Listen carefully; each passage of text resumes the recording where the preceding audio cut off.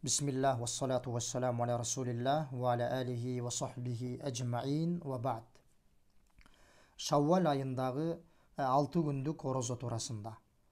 Абу Айюб Ал-Ансари радиаллаху анху хадисінен келет.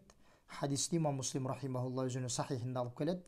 Пайғамбару саллаллаху алейхи ва саллям айтат: "Ман сама Рамадана, thumma атба'аху ситтан мин Шаввал, кана касиямид дахр." Кимде-ким Рамазан айының оразасын қармап, андан кейін Шаввал айынан 6 күн ораза қармай тұрған болса, ал адамға 1 жылдық оразаның соғы жазылады. Аллаху акбар.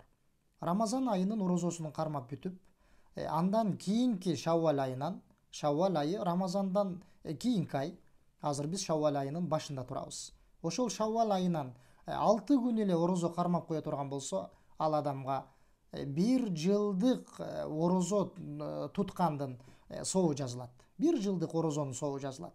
Қандайша? Таубан радиаллаху анху хадисінде ашық айқын келет.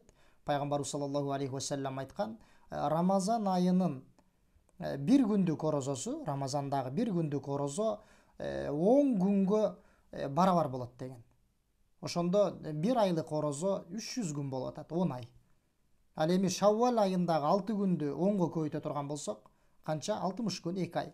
Ошентип жалпысынан Рамазан айдын оразасы менен Шаввал айындағы 6 күндік оразаны кошкондо 1 жылдық оразага барабар болот, урматтуу мусулмандар туган. Бирок жанакы 3 шарт менен айтканыбыздай, Рамазан айынын оразасын кармоо керек. Карыздары болгон болсо, ошол карыздарын биринчи кармап берүү керек.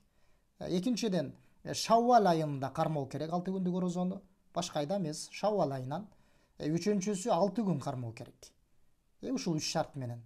Кимде-ким ушул 3 шарт менен Шаввал айынан 6 күн ораза кармай турган болсо, урматтуу мусулман бир туган, Рамазан айы менен бирге ал адамга 1 жылдык оразанын соогу жазылат.